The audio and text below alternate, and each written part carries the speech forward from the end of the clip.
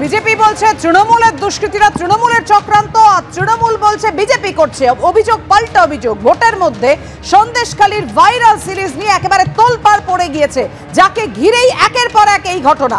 মোদীর সফরের মধ্যেই, প্রধানমন্ত্রী নরেন্দ্র মোদীর সফরের মধ্যেই বিজেপি নেতা গঙ্গাধর কয়ারের ভাইরাল ভিডিও, আন্দোলনকারীদের টাকা বিলি নিয়ে সেই ভিডিওর কথোপকথন। দেখুন, আমি প্রথম থেকেই বলে এসেছি এটা টিএমসি একটা চাল, আর তার জন্য সন্দেশখালী যাবো, আপনারা সন্দেশখালী গেলে সঠিক প্রমাণটা পেয়ে যাবেন। এটা টিএমসি চাল। এখন দেখুন, আমার উপরে নানা রকমভাবে অ্যাটাক করেছে, সেটাই সফল হতে পারেনি। এখন সন্দেশখালীর মা বোনেদের উপরে নানা রকমভাবে।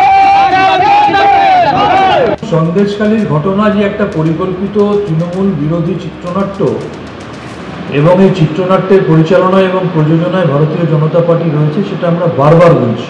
গতকাল যে আবার ভিডিও সামনে এসেছে, সেখানে পরিষ্কার বলতে শোনা যাচ্ছে 72 জন মহিলাকে 2000 করে টাকা দেওয়া হয়েছে। সেখানে বলতে শোনা গেছে গঙ্গাধর কয়ালকে এর আগেও যে বাইরে থেকে অস্ত্র এসছে, বাইরে থেকে অর্থ এসছে, বাইরে থেকে মোবাইল এসছে। আর গতকাল তিনি পরিষ্কার বলছেন যে 50টা পিস্তল দরকার, 360 রাউন্ড গুলি দরকার, মদের জন্য খরচ দরকার, বুথ পিছু 5000 করে টাকা দরকার, এককালীন টাকা দরকার। অর্থাৎ সত্যকে চেপে রাখা যায়নি, সত্য উদ্ঘাটিত হয়ে পড়েছে। এবং সন্দেশখালীকে কেন্দ্র করে বাংলার মা বোনেদের যেভাবে বিজেপি অপমান করেছে। আজকে শুভেন্দু দাস তার লোকদের দিয়ে টাকা পাঠানো, মোবাইল পাঠানো, সব সাপোর্টগুলো দিচ্ছে বলে।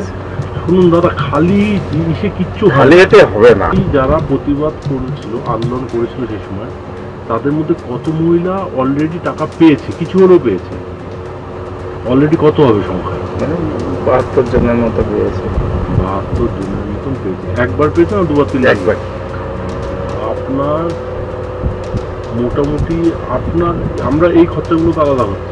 আপনার কিরকম একটা ফান্ড হলে চলতে পারে মিনিমাম, মানে যতটা কিরকম ফান্ড আপনার হাতে একটা থাকলে আপনি মোটামুটি চলতে পারেন? 1 লাখ হলে চলা যাবে। 5000 টাকা যদি ধরা হয় পার বুথ, তার মানে আপনার হচ্ছে 50টা বুথ, 5 বছর 25-2.5 লাখ টাকা বেরিয়ে যায়। আর এর মধ্যে মহিলাদের সংখ্যা কত থাকবে মদ খাওয়াতে? মহিলাদের সংখ্যা ধরুন প্রায় 30% মহিলা, 70% পুরুষ। আচ্ছা, এই মহিলাদের মধ্যে আমাদের আন্দোলনকারী মহিলারাও থাকবে তো? আন্দোলনকারী মহিলারা তো সবাই না, যারা থাকে, হ্যাঁ তারা তো থাকবে। ওইটাই বলছি, যারা খাচ্ছে তারা ওর মধ্যে ইনক্লুড হয়ে যাবে, এবং ওদের জন্য ওরা আলাদা আলাদা নিয়ন্ত্রণ থাকবে, পুরুষের সঙ্গে মেশার কোনো দরকার নেই। আর তাতে ছেলেরাও হেল্প করবে ওদেরকে দেওয়ার, কিন্তু ব্যাকে ওদের সঙ্গে থাকবে, একদম সঙ্গে থাকবে না, ব্যাকে। হ্যাঁ, ঠিক আছে। তাহলে মানে কম বলেছি আমি, ওটাই ঠিক আছে, ওটাই করুক। অন্তত প্রথম লোকসভাটা যেতাও, তারপরে বিধানসভার ক্ষেত্রে আলাদা আলাদা আপনারা রয়েছেন, মানে তাহলে আমার একটু সুবিধা হয়ে যায়। আমার 30 হলো, 70 হলো।